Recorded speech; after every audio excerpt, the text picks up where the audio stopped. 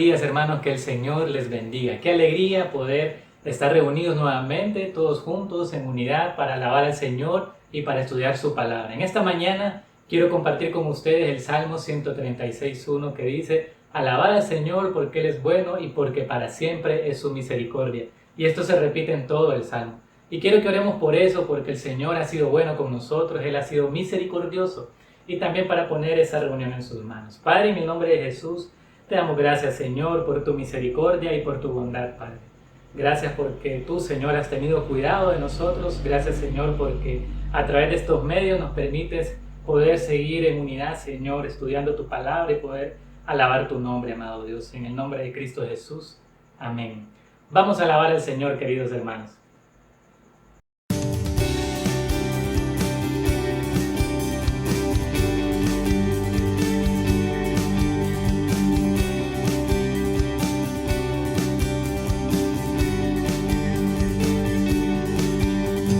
Muéstrame tu camino hoy, Señor. Santifícame, dispuesto está mi corazón.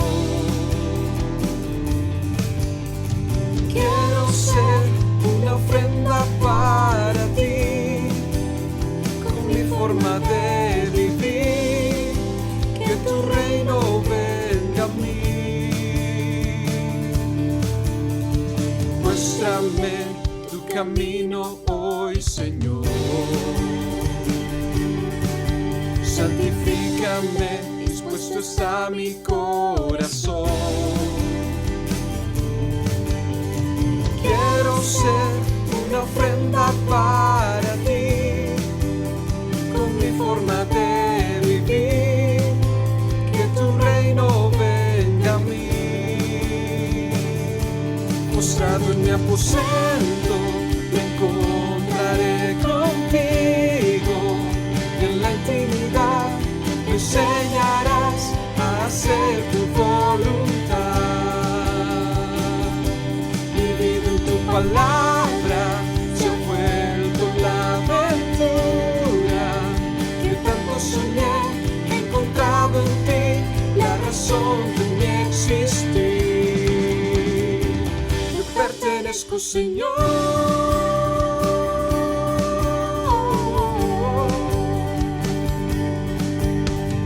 Muéstrame tu camino hoy, Señor. Santifícame, dispuesto está mi corazón. Quiero ser una ofrenda para ti, con mi forma de vivir, que tu reino venga a mí. Postrado en mi aposento, me postraré contigo, y en la intimidad me enseñarás a hacer tu voluntad. Mi vida en tu palabra se ha vuelto la aventura que tanto soñé. He encontrado en ti la razón de mi existir. Te pertenezco, Señor.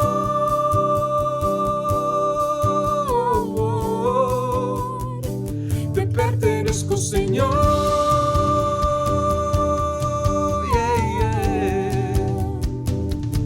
Postrado en mi aposento, me encontraré contigo, y en la intimidad me enseñarás a hacer tu voluntad.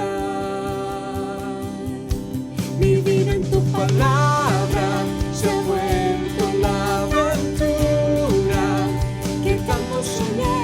He encontrado en ti la razón de mi existir.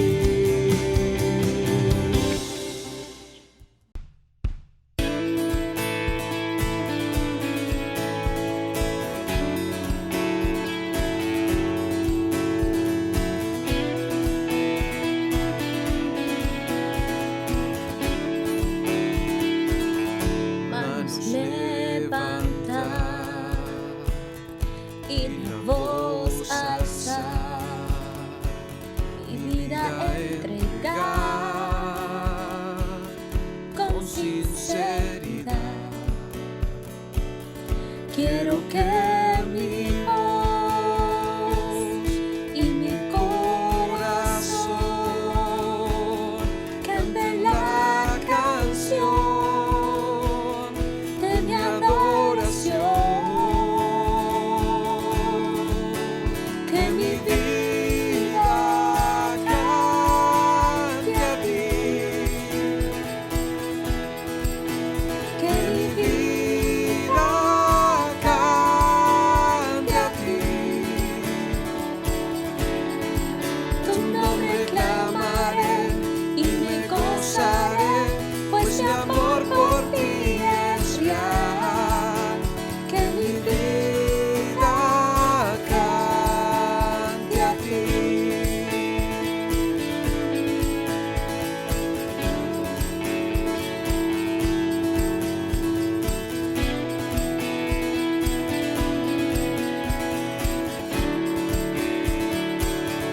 Mi vida te doy, ofrenda de amor, a los perdidos voy, llevando salvación.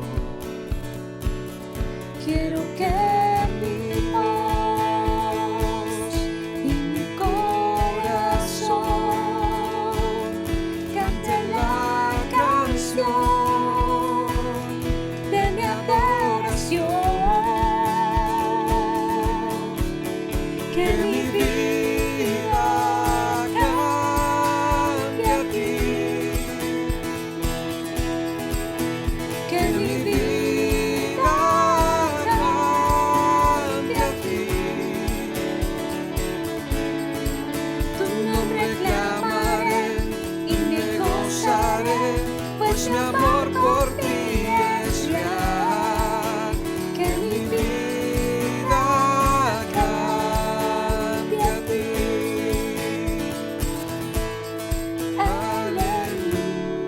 Aleluya, aleluya.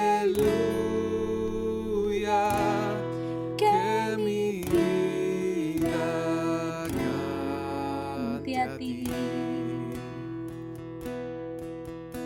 Aleluya,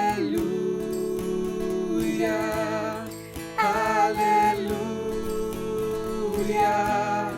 Que mi vida cante a ti. Aleluya,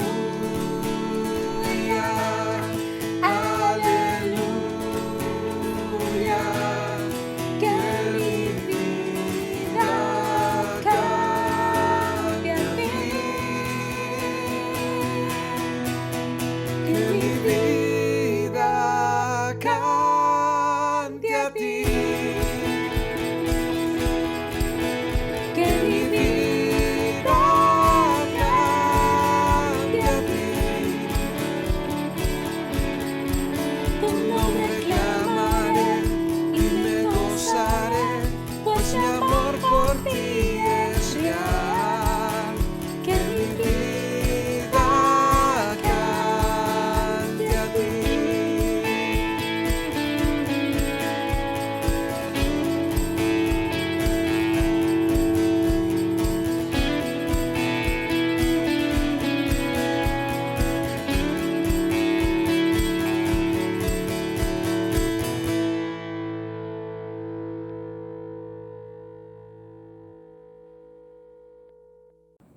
Buenos días, hermanos. Es una gran bendición poder reunirnos por este medio esta mañana. Vamos a orar para que cada miembro de Impacto cumplamos con diligencia el ministerio que Dios nos ha dado, pero sobre todo para honra y gloria de Dios, obedeciendo el llamado que Dios nos hizo a cada uno. Quisiera compartirles un versículo de la palabra. Colosenses 3, 23 y 24. Y todo lo que hagáis, hacedlo de corazón como para el Señor y no para los hombres, sabiendo que del Señor recibiréis la recompensa de la herencia, porque a Cristo el Señor servís. Ahora quiero que me acompañen en oración. Amado Padre, Rey de Reyes, Señor de Señores, alabado sea siempre, Señor. Gracias por tu gran amor, gracias por tu provisión, Señor. Gracias por el Evangelio de tu Hijo Jesús. Señor, en esta mañana queremos pedirte, Señor, que por medio de tu palabra conozcamos tu voluntad, Señor, y que podamos hacer con diligencia, Señor, el misterio que tú nos has dado, Señor. Que por medio de ella conozcamos, Señor, la manera en que tú quieres que lo hagamos y que sabemos que es tu voluntad, Señor, que es santa y perfecta para nosotros.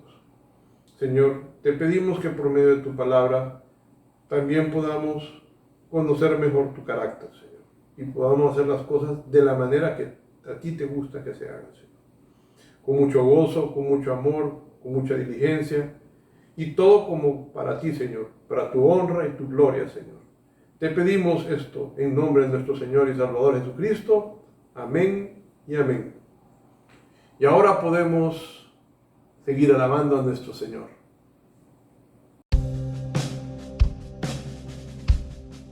En densa oscuridad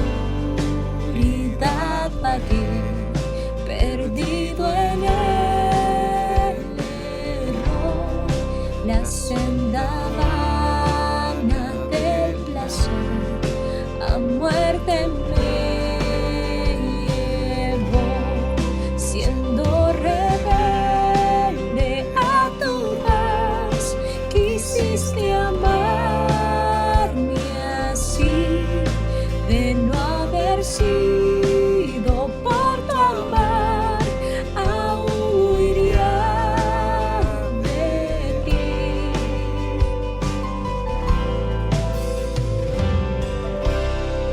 En rumbo a mi perdición, indiferente aún, de mí tuviste compasión, me guiaste a la cruz y contemplé tu gran bondad, sufriste tú por mí, al tú morir en mi lugar, tu gracia recibí.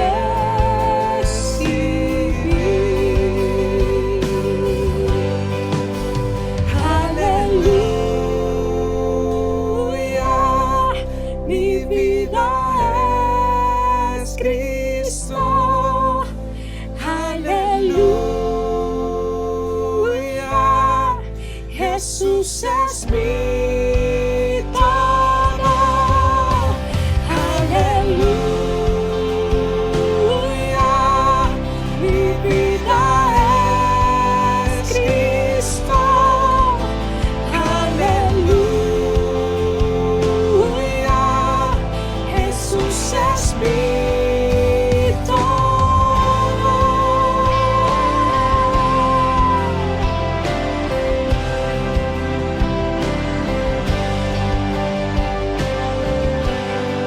Ahora, Señor, tuyo seré y viviré por ti.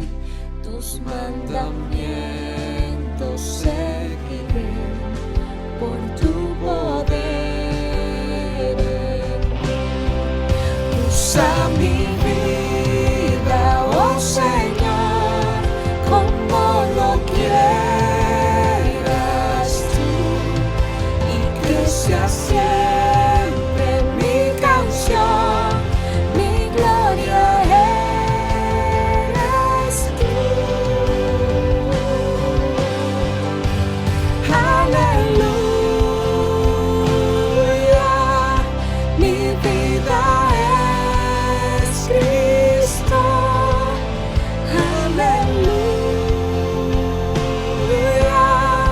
Jesús es mi todo.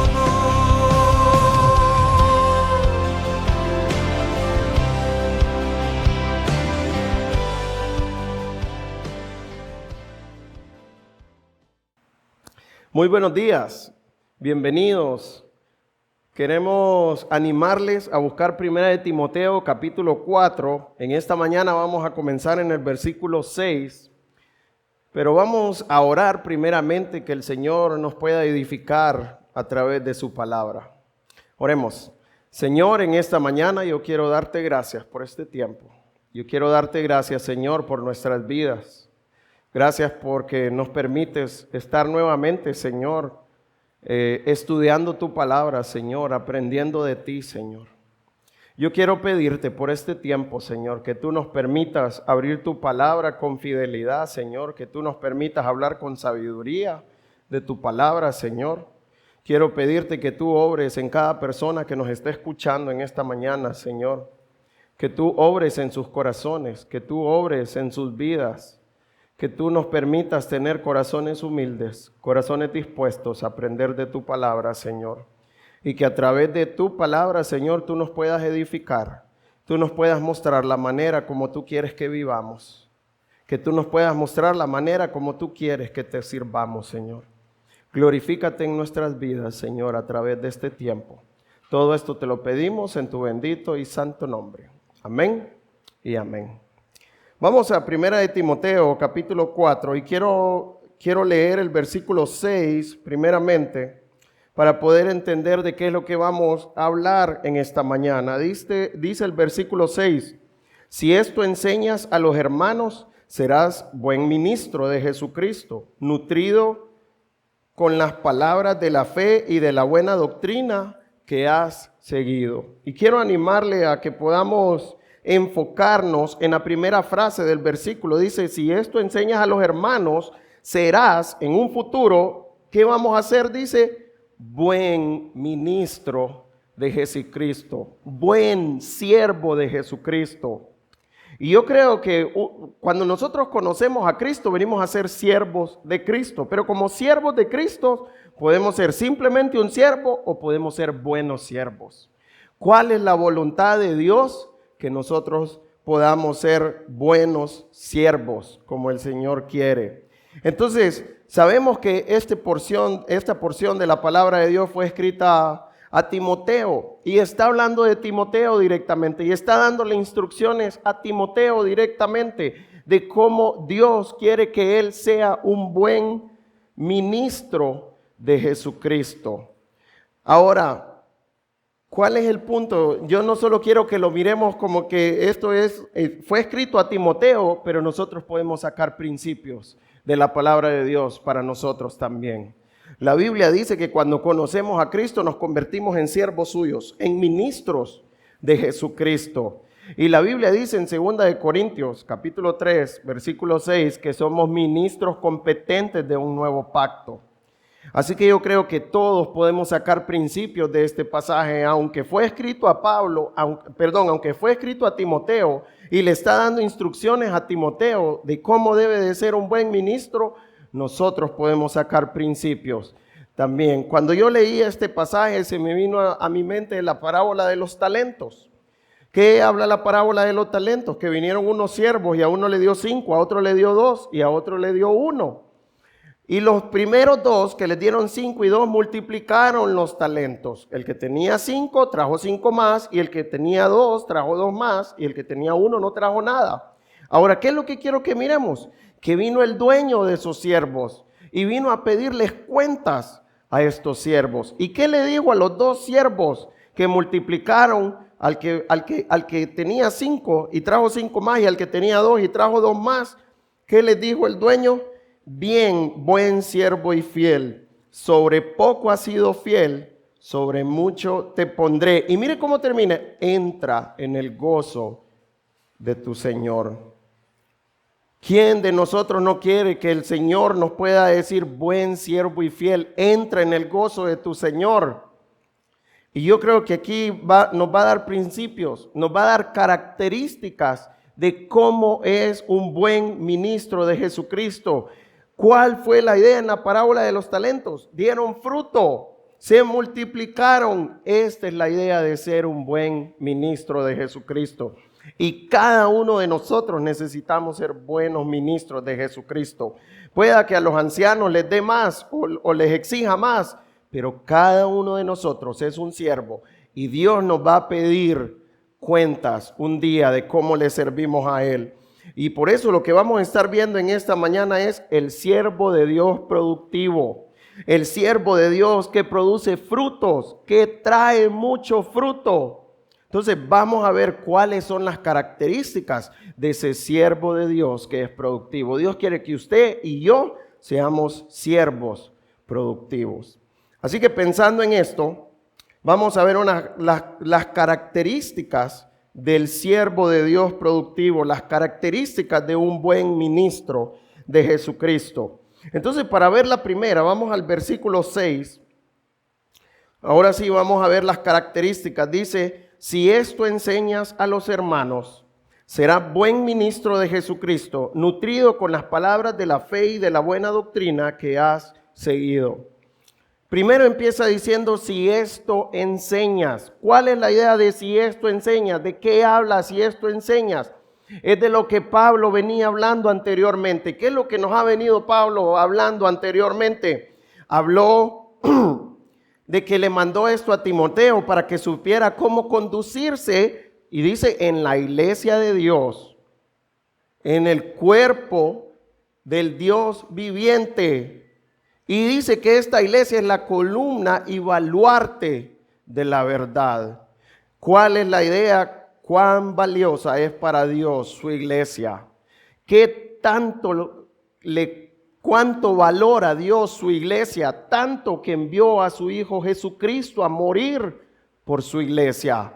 Él vino a salvar a su iglesia, y para Dios la iglesia es tan importante.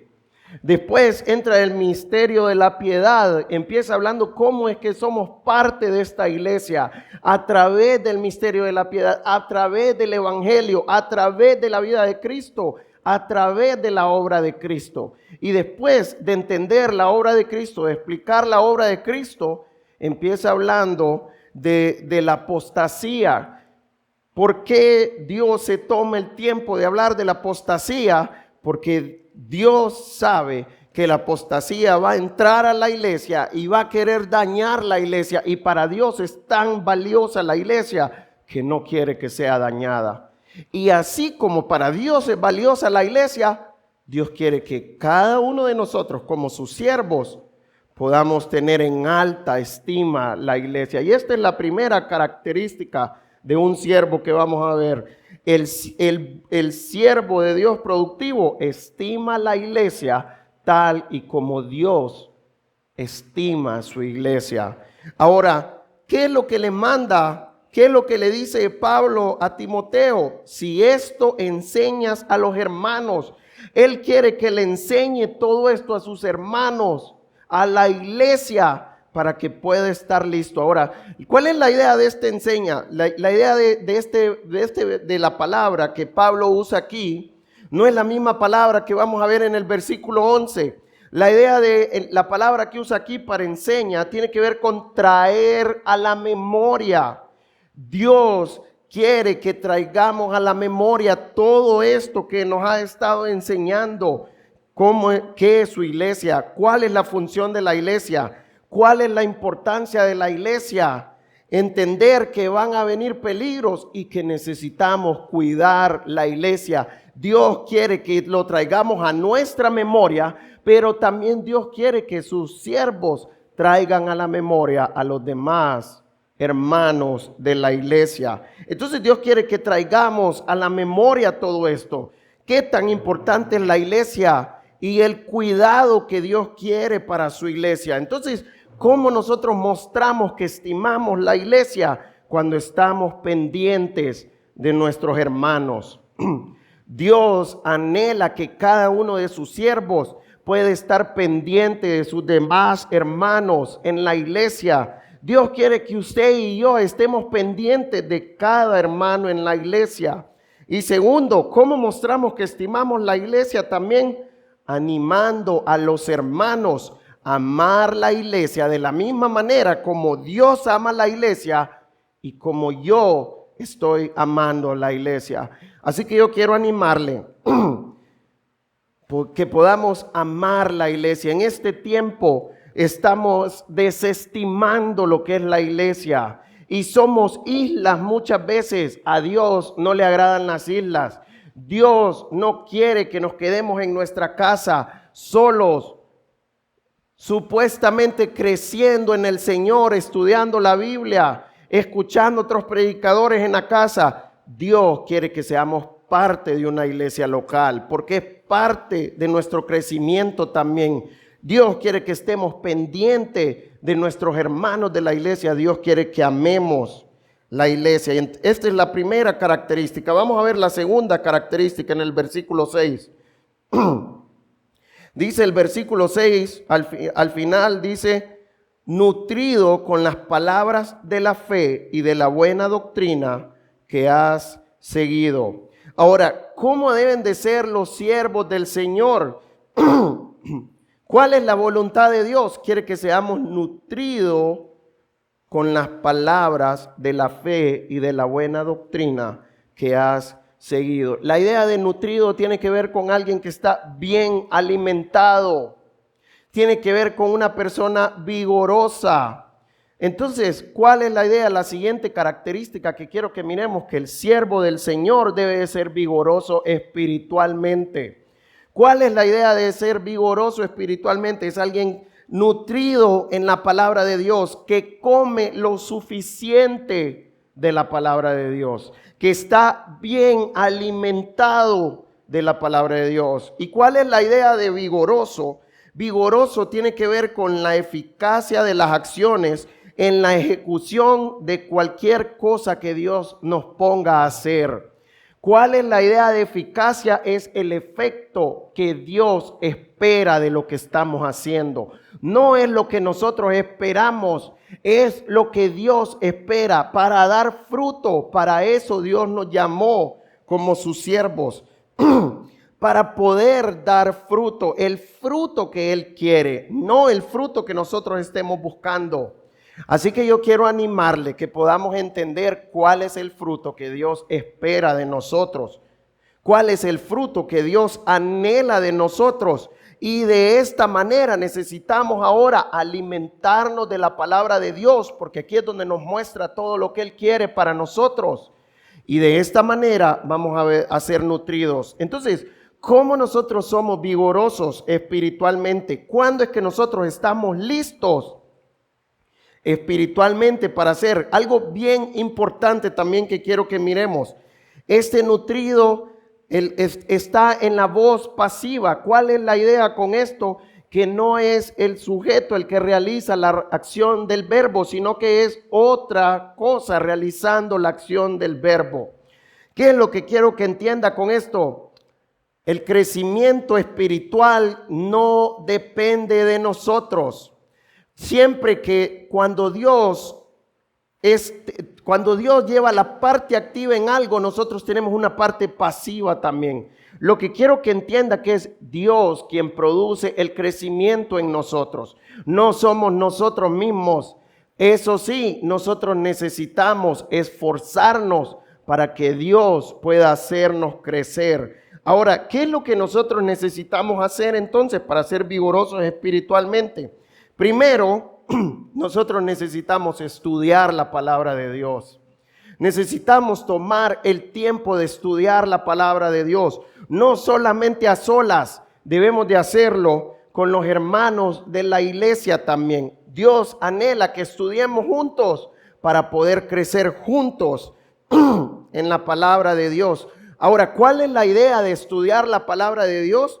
Poder discernir la palabra de Dios también.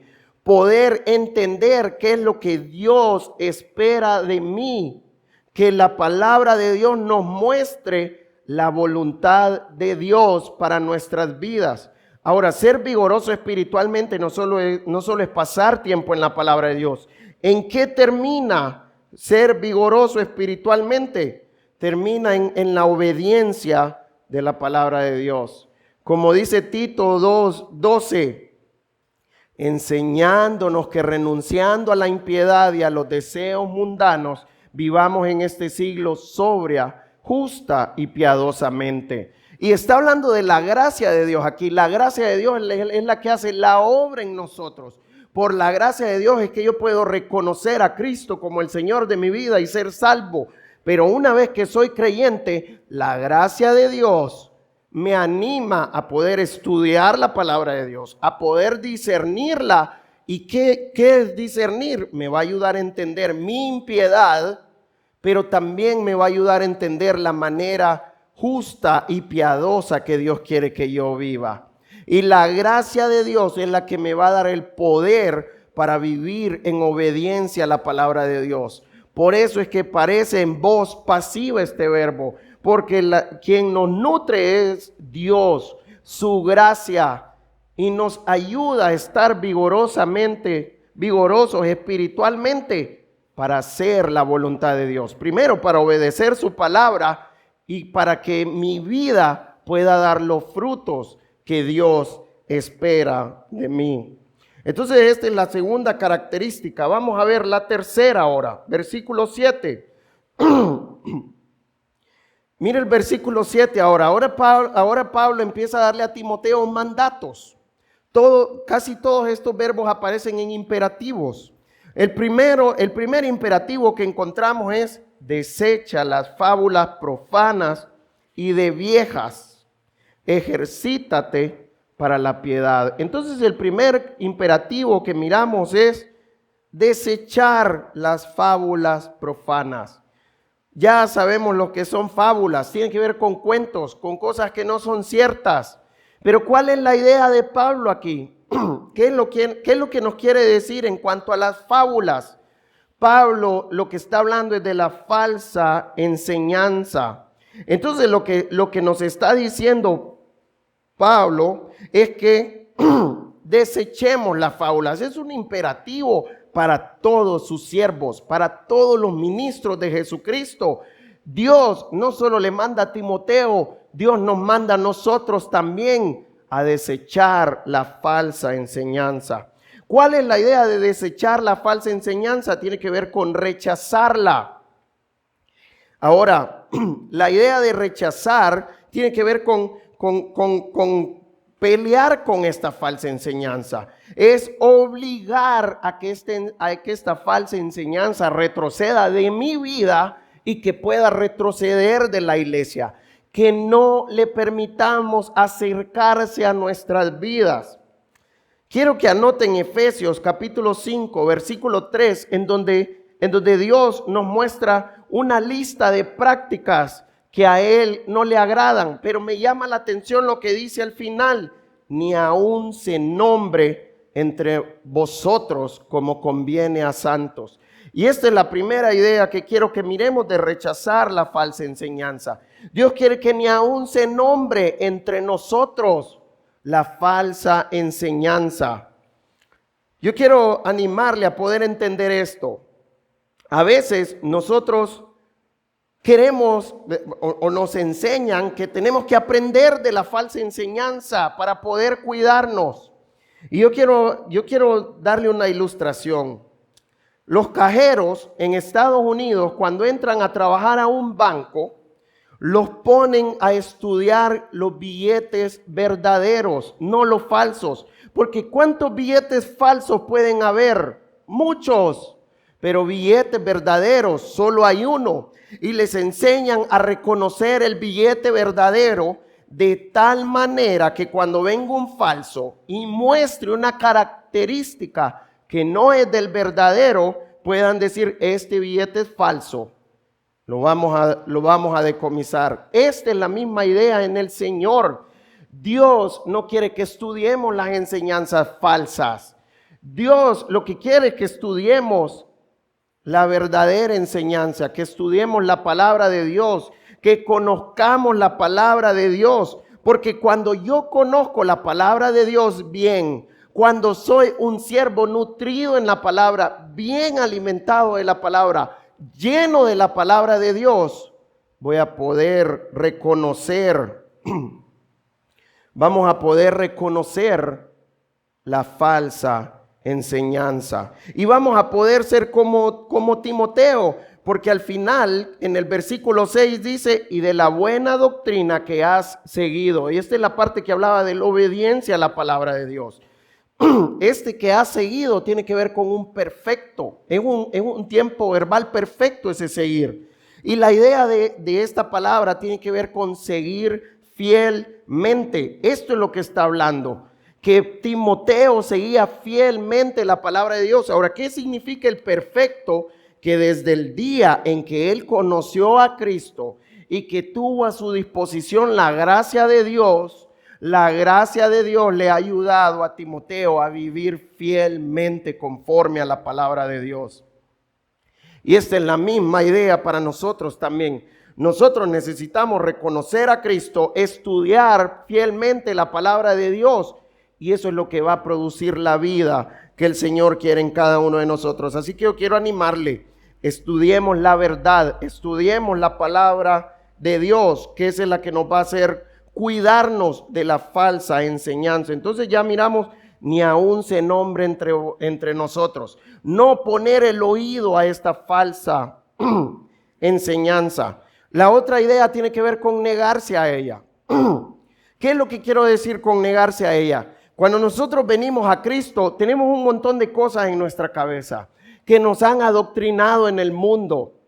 Entonces, ¿cuál es la idea? Muchas de estas cosas que tenemos en nuestra cabeza, de lo que creemos, vamos a venir a la palabra de Dios y Dios nos va a mostrar que a Él no le agrada esto que nosotros creemos. Entonces, ¿cuál es la idea?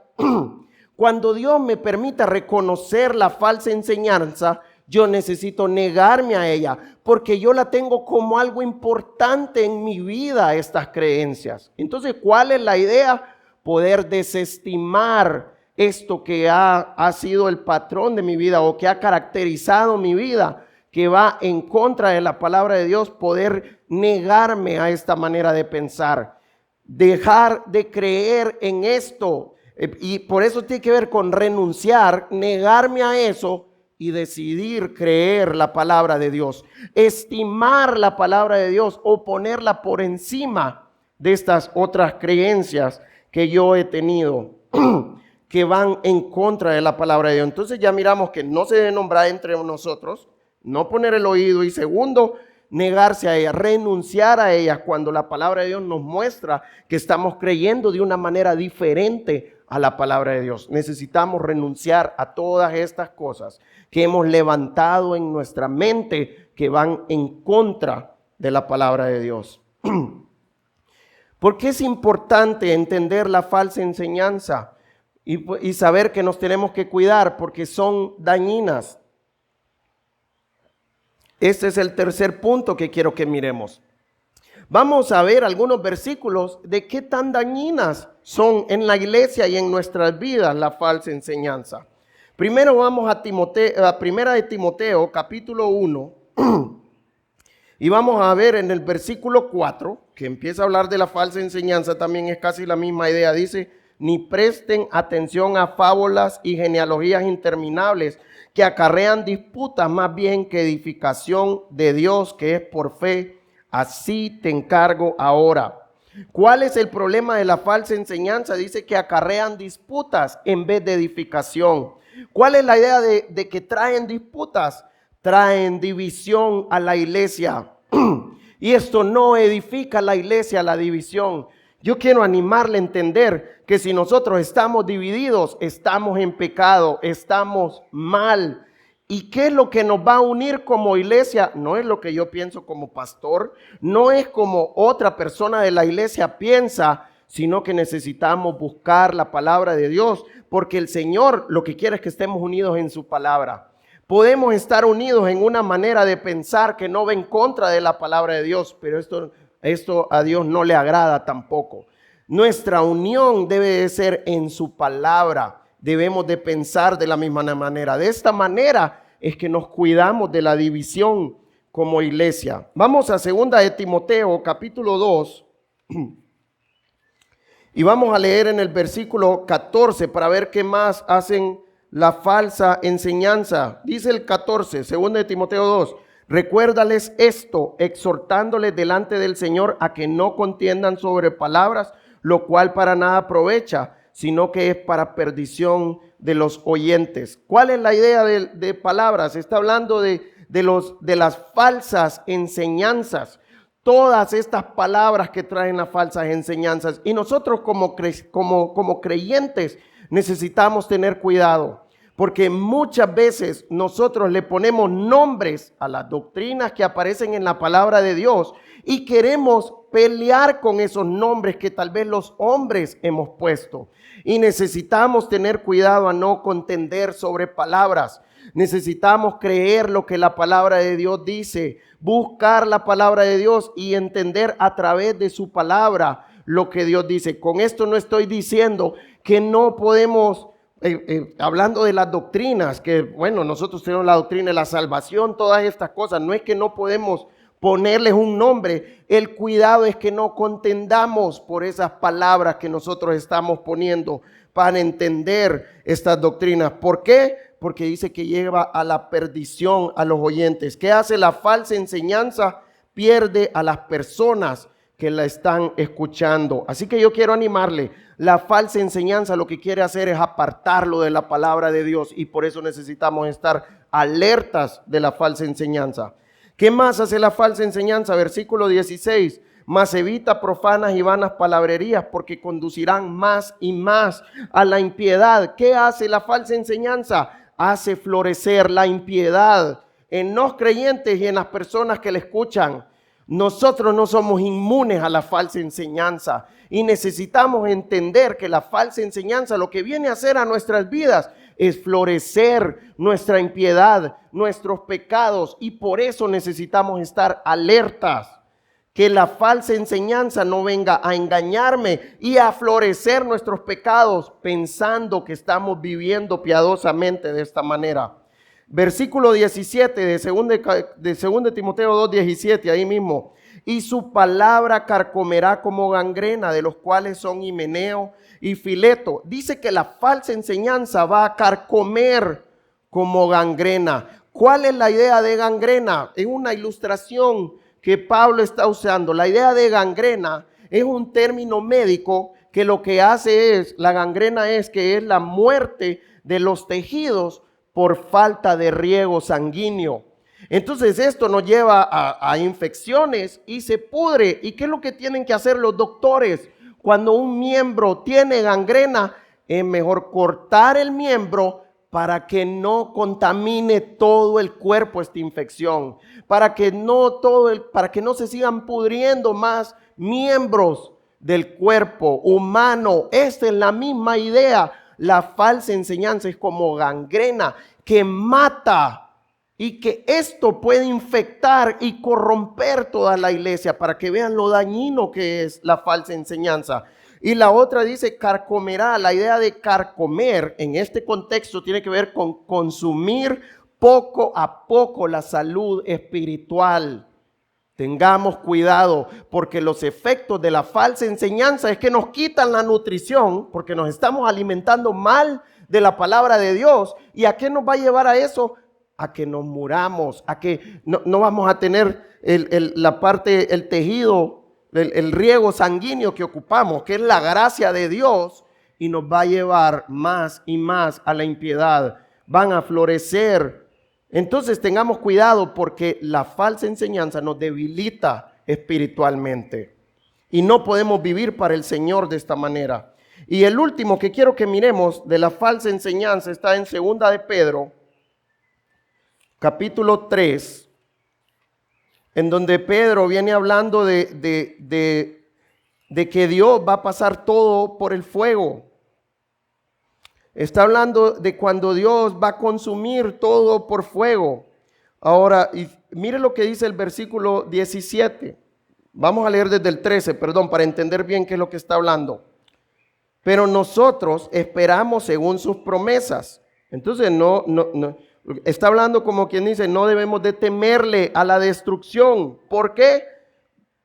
13. Pero nosotros esperamos según sus promesas, cielo nuevo y tierra nueva, en los cuales mora la justicia. Por lo cual, oh amados, estando en espera de estas cosas, procurad con diligencia ser hallados por él sin mancha e irreprensibles, en paz. Nos muestra la manera como debemos de esperar. Y tened entendido que la paciencia de nuestro Señor es para salvación, como también nuestro amado hermano Pablo, según la sabiduría que le ha sido dada, os ha escrito.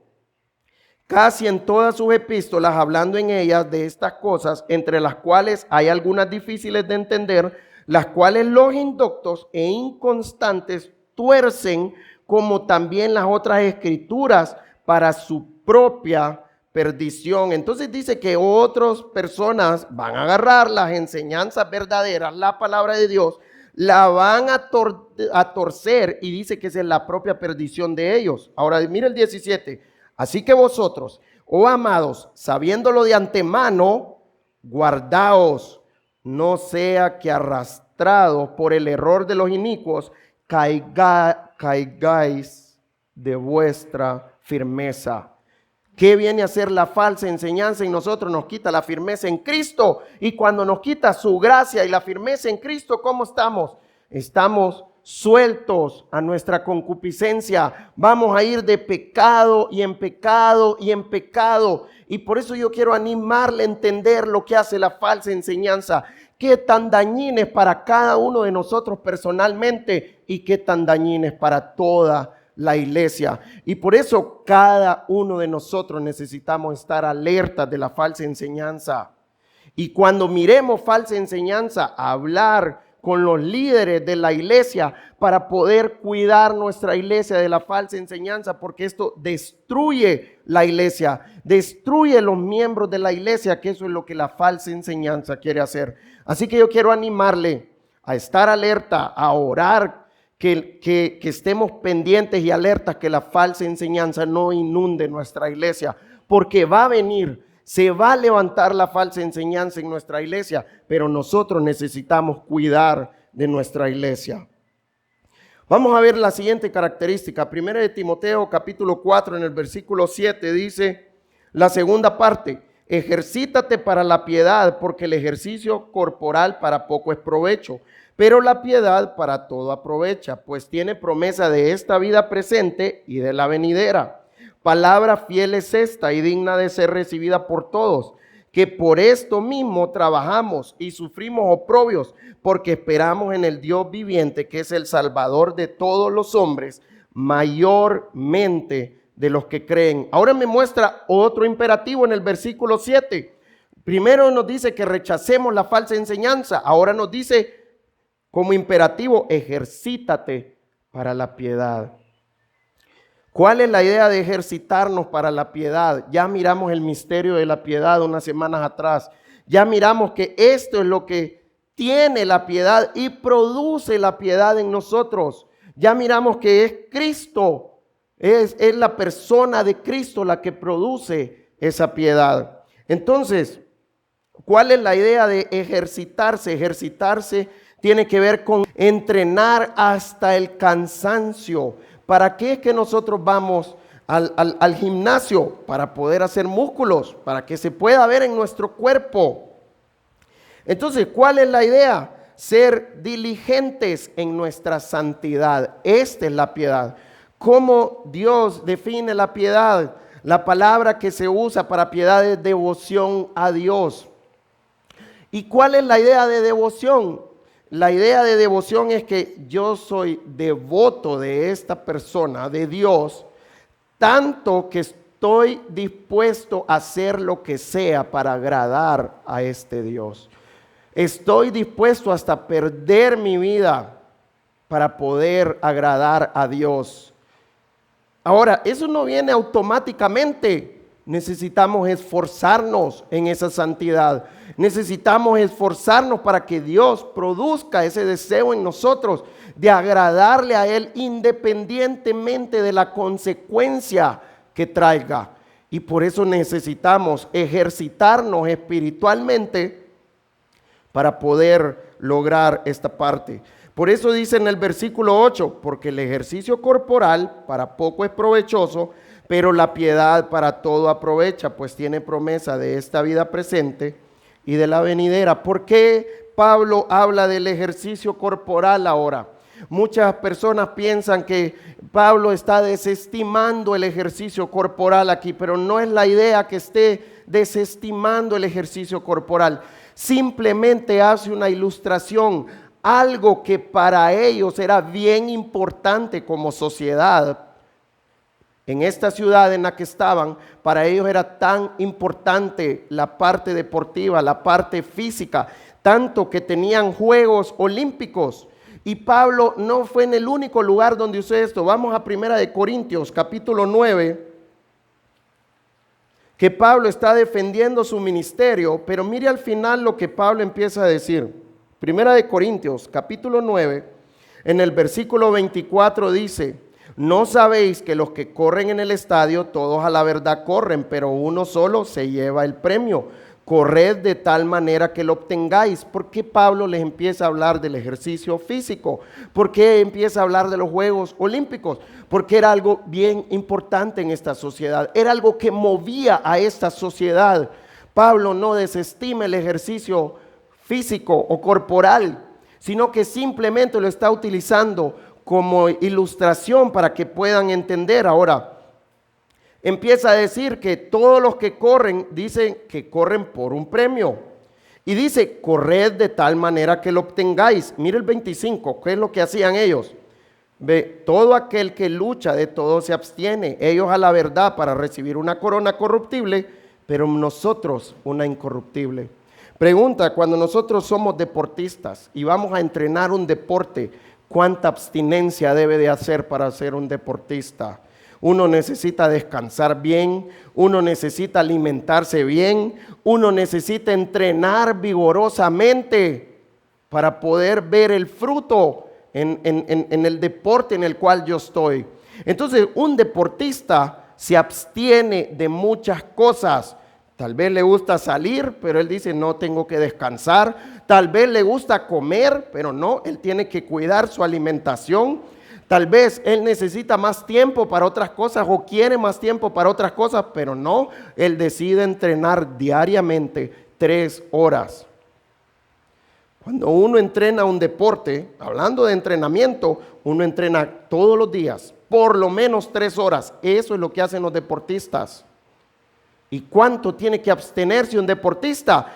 Esta es la ilustración que Pablo pone para entender ahora espiritualmente. Nosotros debemos de ejercitarnos espiritualmente hasta el cansancio. ¿Cuál es la idea con esto? Necesitamos abstenernos de cosas. Necesitamos renunciar a ciertas cosas.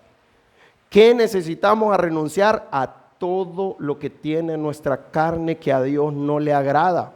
¿Qué dice el versículo 26? Así que yo de esta manera corro, siempre en 1 Corintios 9, así que yo de esta manera corro, no como a la aventura, o sea que no voy a lo loco, es lo que Pablo está diciendo, no voy sin dirección. No, la vida cristiana o servir al Señor o rendirse al Señor no es sin propósito. Y dice, de esta manera peleo, no como quien golpea al aire, no es que estamos golpeando al aire tampoco. Ahora, mire el 27 lo que dice, sino que golpeo mi cuerpo y lo pongo en servidumbre. La idea de golpear su cuerpo no es como lo agarran muchos que para quitar ciertos apetitos de la carne empiezan a zarandearse el cuerpo. No, lo que Pablo está diciendo, la palabra que usa aquí de golpear, tiene que ver con disciplina. ¿Cuál es la idea? Que disciplino mi cuerpo. ¿Cuál es la idea? Que me rindo al Señor para que el Señor me dé la gracia para poder renunciar a todo lo que tiene mi carne que a Él no le agrada. Pero yo necesito reconocerlo primero. Por eso necesitamos pasar tiempo con el Señor. Por eso necesitamos pasar tiempo en su palabra. ¿Cuál es la meta? Para que yo pueda reconocer mi carnalidad, qué hay en mí que a Dios no le agrada, y poder renunciar a eso y poder vivir conforme a la voluntad de Dios.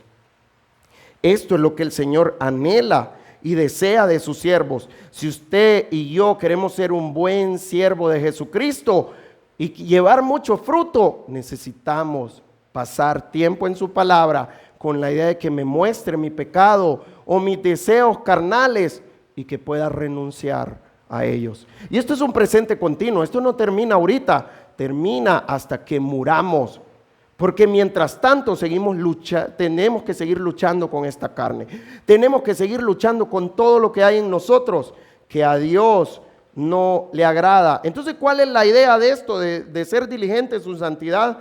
poder apartarse del pecado, reconociendo sus deseos carnales, reconociendo sus pecados y poder renunciar a ellos y vivir de una manera que a Dios le agrada. Esta es la idea de abstenerse de esas cosas que a Dios no le agrada. Ahora, ¿por qué Pablo, vamos a 1 Timoteo nuevamente, por qué Pablo pone la ilustración del ejercicio corporal? Porque él sabía que en esta sociedad era tan importante y que dejaba tantos premios. Imagínense, eso, en esas olimpiadas corrían por una coronita de hojas. Eso era importante, para eso se abstenían y hacían todo ese trabajo. Nosotros, ¿por qué debemos de esforzarnos por agradar a nuestro Dios? Por esto es que nosotros nos debemos de esforzar por agradar a nuestro Dios. ¿Y qué es el punto de todo esto? ¿Por qué pone el ejercicio corporal? 1 Timoteo 4, en el versículo 8 dice, porque el ejercicio corporal para poco es provechoso. No es que no trae fruto, pero trae poco. Y lo que ellos consideraban como algo importante, Pablo les está mostrando que delante del Señor esto es poco. No tiene tanto fruto comparado con la piedad. ¿Qué dice? Pero la piedad para todo aprovecha. Y mire, pues tiene promesa, la idea de fruto en esta vida presente y en la venidera, es para la eternidad. Así que yo quiero animarle, esforcémonos para la piedad, esforcémonos para crecer espiritualmente, porque el fruto no queda aquí, el fruto es por la eternidad. Así que ánimo. Con esto no estamos desestimando las cosas que Dios da aquí. Por ejemplo, puede ser el dinero, en donde tiene fruto en este tiempo. No desestimamos el dinero. El punto es que el dinero solo da fruto aquí, no da fruto para la eternidad, pero la piedad sí. Y por eso quiero animarle ahora a ir a 1 Timoteo, capítulo 6, para ver esta parte de renunciar a ciertas cosas. 1 Timoteo capítulo 6, versículo 6. Pero gran ganancia es la piedad acompañada de contentamiento. ¿Qué es lo que trae gran ganancia? ¿Qué es lo que trae satisfacción a nuestra vida? La piedad. Dice acompañada de contentamiento. Contentamiento tiene que ver con satisfacción, que estoy satisfecho, que estoy lleno. Ahora, versículo 7. Porque nada hemos traído a este mundo y sin duda nada podremos sacar. Así que teniendo sustento y abrigo, estemos contentos con esto. ¿Qué tan valiosos son estos versículos en este tiempo en donde algunos no podemos ni trabajar, algunos no podemos producir? Tenemos personas que tienen tiempo de no producir en nuestra iglesia, hablando de lo económico. Pero ¿qué dice el Señor? Con sustento y abrigo estemos contentos. Entonces yo quiero animarle, esto tiene que ver con la piedad. Si yo me rindo al Señor, Él va a poner esa satisfacción en nuestra vida, en donde voy a ver como no tan importante lo de aquí, sino que lo más importante para mí es la piedad, ejercitarme en la santidad, porque esto trae fruto en esta vida y en la venidera. Entonces, esta es la parte en el versículo 9 ahora. Porque los que quieren enriquecerse caen en tentación y lazo y en muchas codicias necias y dañosas que hunden a los hombres en destrucción y perdición. Dios no quiere que sus siervos busquen enriquecerse. Dios quiere que sus siervos busquemos la piedad. Y de esta manera Él va a producir lo que Él quiere en nuestras vidas. Dios quiere que agrademos al Señor con lo que estemos haciendo. Si yo tengo una empresa, ¿para qué la tengo? Para la gloria y la honra de Dios. Si yo tengo bienes, ¿para qué los tengo? Para la gloria y la honra de Dios. Pero es lo que Dios me va a dar. Así que tengamos cuidado, porque la Biblia es clara al decir que los que quieren enriquecerse caen en tentación y lazo y en muchas codicias. Ya estamos cayendo en pecado en el momento que queremos enriquecernos. Versículo 10. Porque raíz de todos los males es el amor al dinero, el cual codiciando algunos se extraviaron de la fe y fueron traspasados de muchos dolores. Ahora yo quiero animarle a que tengamos cuidado con esto, porque esto es tan que ni se ve muchas veces, en donde realmente nuestra carne quiere dinero, en donde realmente nuestra carne quiere enriquecerse, porque la codicia está en nosotros. Pero necesitamos renunciar a esto y santificarnos y dejar que Dios provea lo que Él quiere darnos a nosotros. Que este es el fruto que Él quiere para nuestras vidas. Entonces ya miramos que su beneficio es por la eternidad. Y la otra parte en 1 Timoteo 4:10 dice que por esto mismo trabajamos y sufrimos oprobios porque esperamos en el Dios viviente, que es el Salvador de todos los hombres, mayormente de los que creen. Dice que por esto mismo trabajamos y sufrimos oprobios, por eso trabajan hasta el cansancio, dice Pablo. Por eso los siervos debemos de trabajar hasta el cansancio. Por eso los siervos, no importa lo que venga aquí. ¿Por qué no importa? ¿Cuál es la idea? ¿Por qué sufrimos todo esto? Dice, porque esperamos en el Dios viviente. ¿Cuál es la idea de todo esto? La piedad nos da seguridad. Y Dios quiere darnos seguridad. ¿Cuánto hemos pasado en este tiempo en donde no podemos salir a trabajar, no podemos salir a comprar, no podemos andar en la calle? ¿Cómo podemos pasar todo esto? Si yo realmente me rindo al Señor y me ejercito en la piedad, porque yo tengo esperanza en el Dios viviente. Porque sé que un día va a venir por nosotros. Por eso es que soportamos todo esto. Dice, porque esperamos en el Dios viviente. Y dice que es el Salvador de todos los hombres, mayormente de los que creen. Ojo con esta parte, dice que es el Salvador de todos los hombres. No está enseñando una salvación universalista aquí Pablo. Dice que es salvación de todos. No es que nos va a salvar a todos, porque la Biblia no dice eso. La Biblia dice que los que reconocemos a Cristo como el Señor de nuestras vidas son los que vamos a ser salvos. Lo dice claramente Romanos 10:9. No está hablando de la salvación del pecado ni de la vida eterna en esta parte de que nos va a salvar a todos. El problema es que a veces nosotros pensamos que cada vez que la Biblia habla de salvación, está hablando de la salvación eterna. Miramos ya en 1 Timoteo cuando habla de las mujeres que se salvarán engendrando hijos, no está hablando de la salvación eterna, está hablando de la mala reputación con que la mujer quedó en el Edén. Y aquí es la misma idea de salvar a todos. ¿Cuál es la idea de salvar a todos los hombres? Que Él da ciertos beneficios a todos los hombres. Hechos 17:25 dice que da vida y aliento a todas las cosas. Mateo 5:45 dice que hace salir su sol sobre malos y buenos y hace llover sobre justos e injustos.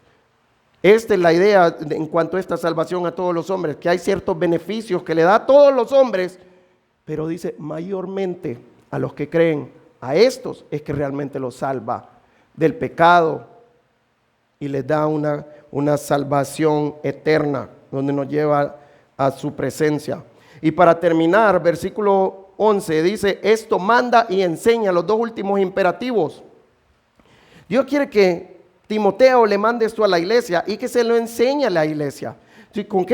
¿Cuál es la idea con la característica que vamos a sacar aquí? Anima a los hermanos a lo mismo. Por esto hablamos que no solo era para Timoteo esto es para todos. Pablo quiere que Timoteo le enseñe a la iglesia todo esto que él está viviendo, pero debe de ser real en nuestras vidas. Y ahora nosotros necesitamos animar a los hermanos a lo mismo. Así que quiero animarle. Dios quiere que usted sea un buen siervo de Jesucristo. Dios quiere que usted y yo llevemos mucho fruto. Procuremos que estas características sean reales en nuestras vidas, rindiéndonos al Señor. De esta manera van a ser reales en nuestras vidas y nosotros vamos a poder llevar el fruto que Dios quiere. Pueda que los ancianos Dios va a exigirles más o tienen otro llamamiento, los líderes, o si usted solo es un miembro de nuestra iglesia, Dios quiere que usted sea parte del cuidado también. Dios quiere que usted sea también un buen ministro de Jesucristo y que pueda tener estas características para que de esta manera usted pueda llevar mucho fruto para Dios. La siguiente semana vamos a seguir con esta misma idea, vamos a seguir viendo características de un siervo que trae mucho provecho, que trae mucho fruto, que es productivo delante de Dios. Vamos a orar. Señor, en esta mañana yo quiero darte gracias por este tiempo. Yo quiero darte gracias, Señor, por nuestras vidas. Gracias por tu obra, Señor, en cada uno de nosotros. Gracias por lo que tú has hecho en cada uno de nosotros, Señor. Permítenos crecer en ti, Señor. Permítenos rendirnos a ti, Señor, y que podamos ser siervos productivos en tus manos. Siervos que llevemos mucho fruto, Señor. Todo esto te lo pedimos en tu bendito y santo nombre. Amén y amén.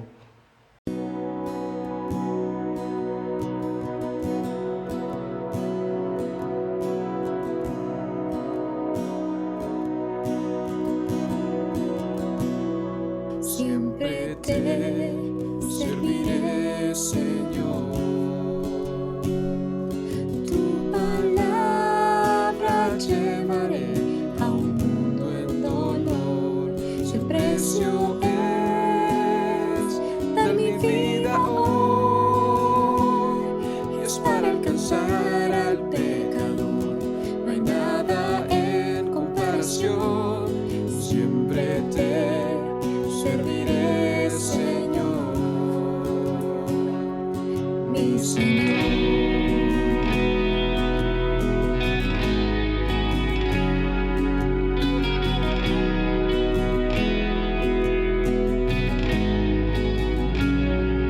Santo Espíritu, guíame a la necesidad, pues escuché el llamado y les quiero alcanzar.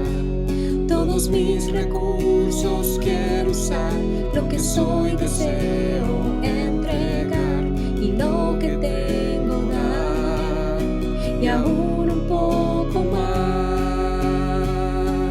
Siempre te serviré, Señor. Tu palabra llevaré a un mundo en dolor. Si el precio es dar mi vida hoy, es para alcanzar al pecador. No hay nada en comparación. Siempre te serviré, Señor, mi Señor. El precio mayor fue su sacrificio, y el Cordero fue el Hijo de Dios. Como Él se dio, me entrego hoy a predicar su salvación.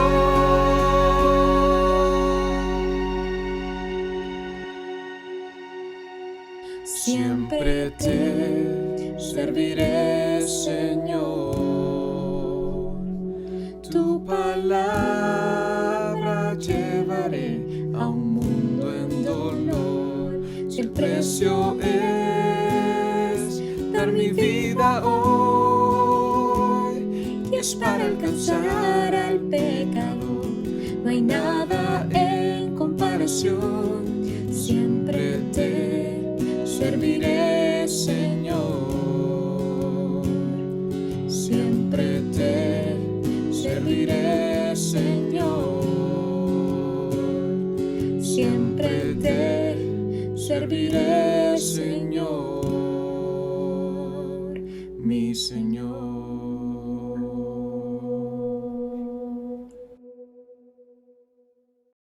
Estamos agradecidos con el Señor por la oportunidad que tenemos de reunirnos. Gracias por acompañarnos y que Dios les bendiga.